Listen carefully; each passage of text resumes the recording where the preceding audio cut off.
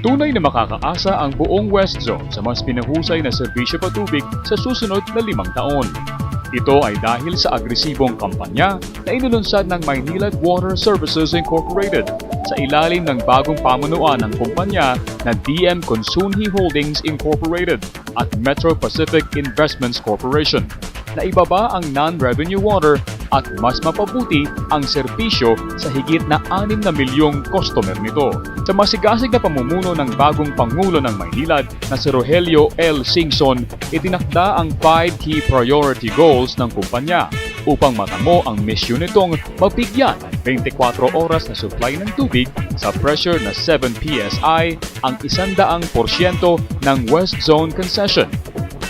Ang mga pangunahing layunin na ito ay ang mapabuti ang sistemang patubig at operasyon ng kumpanya, mapahusay ang organisasyon, iangat ang antas ng serbisyo sa mga customer, tiyakin ang katatagan sa pananalapi, at pagandahin ang imahe ng kumpanya. Gabay ng mga tunguhin ito, sinimulang isakatuparan ang Capital Investment Program ng Maynilad para sa taong 2008 hanggang 2012. Malaking puhunan ang inilaan sa susunod na 5 taon upang mapalawak ang sakop ng serbisyo patubig sa kalakhan ng West Zone at itaas ang pressure ng tubig sa 7 PSI, kung saan ang lakas ng tubig ay maaaring umakyat ng taas na hanggang 5 metro o sa ikalawang palapag.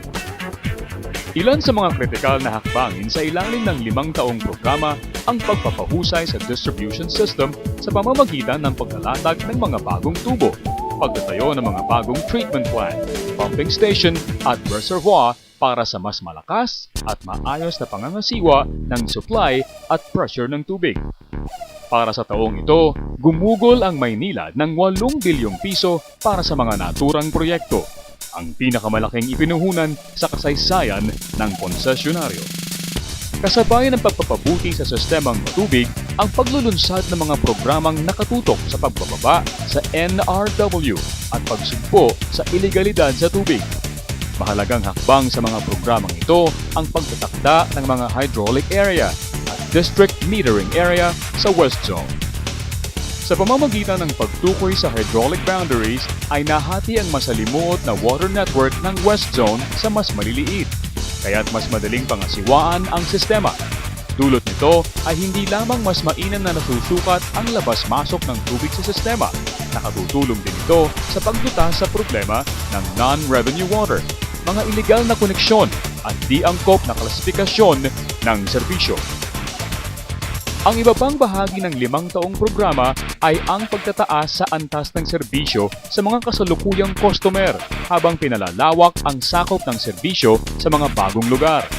Pagbili ng mga bagong hardware at software para sa mas maayos na sistema ng paniningil, koleksyon at ugnayan sa mga customer. Pagtatayo ng mga dagdag na pagkukunan ng supply ng tubig at pagpapahusay sa water quality at wastewater treatment. Ilan sa mga pagsisikap na ito ay nagsisimula ng magbunga ng magagandang resulta dahil sa mga natapos na CAPEX project na nagdulot ng mas malakas na supply at pressure ng tubig na lubos na ikinatuwa ng maraming customer. Ilan sa mga pangunahing proyektong CAPEX ng Maynilad ay ang 800 mm pipeline project sa Binondo, pagdurugtong ng mga puwang sa LMAQ3 pipeline sa Sampaloc, Maynila, ang 1,200 mm extension pipe at 600 mm pipeline sa Rojas Boulevard sa Pasay, ang MS1 gaps at 800 mm pipeline sa Sucat Road, Parañaque, at pagtatayo at rehabilitasyon ng mga pumping station at reservoir sa iba't ibang bahagi ng West Zone.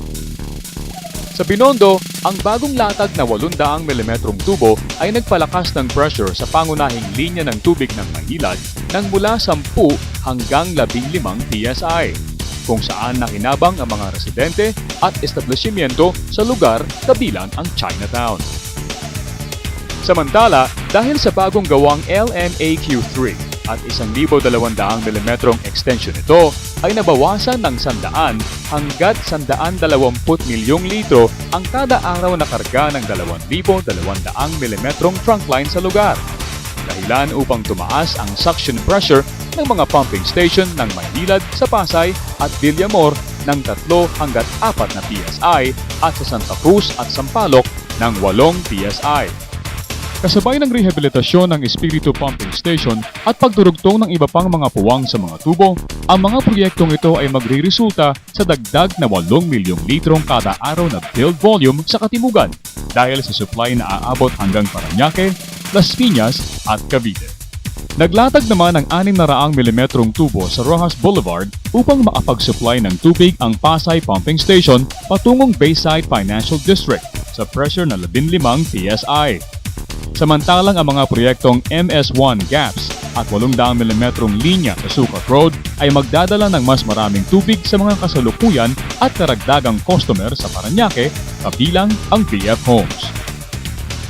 Habang puspusan ng Maynilad sa pagsasakatuparan ng naturang malalaking proyektong tubig, hindi nakaliligta ang kumpanya sa pananagutan nitong mabigyan ng magandang serbisyo pati ang mararalita na bumubuo sa malaking bahagi ng West Service Area.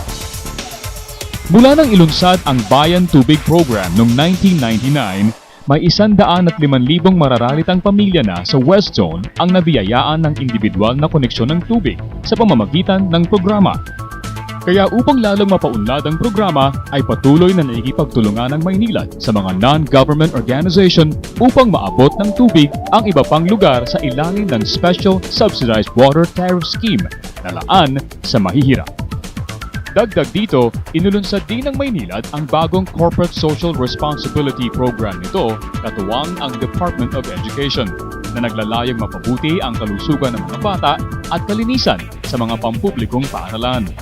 Sa pamamagitan ng Lingkod Eskwela Program, ang Maynilad ay naghandog ng isang drinking station unit at nagtiyak na nasa mahusay na kondisyon ang sistemang patubig ng paunang 15 paaralang bayan at higit 300 pang eskwelahan sa West Zone sa mga darating na taon. Lahat ng programang ito ay masinsinang idinetalye sa business plan ng Maynilad para sa taong 2009 hanggang 2012 na isinumite sa Metropolitan Water Works and Sewerage System Regulatory Office upang masuri para sa Rate Rebasing Price Review na sinimulan noong ika-31 ng Marso 2008. Inilahok din sa business plan ng Maynilad ang kontribusyon ng mga customer ng Maynilad na nakalap sa serye ng mga konsultasyon sa publiko na ginanap sa lahat ng lungsod at bayan sa Western Session. Idinaos ang serye ng mga ugnayan mula ika-21 ng Enero hanggang ika-6 ng Marso 2008 upang malaman ng Maynilad galing mismo sa mga customer ang kanilang mga pangangailangan at panukala kung paano pa mapahuhusay ang serbisyo ng kumpanya. Ang kanilang feedback ay inipon bilang mahalagang salik ng business plan ng kumpanya sa susunod na 5 taon. Ang implementasyon ng kabuuang plano ng Maynilad ay magtitiyak sa pagtupad ng kumpanya sa pangunahing misyon nito para sa mga customer. 24 oras na supply ng tubig sa lakas na 7 PSI sa 100% ng kalakhan ng concession area. Sa suportang kaloob ng mga lokal na pamahalaan, NGO at mga customer ng Maynilad, ang mas pinahusay, mas maaasahang serbisyo patubig sa West Zone ay malapit nang maging isang realidad.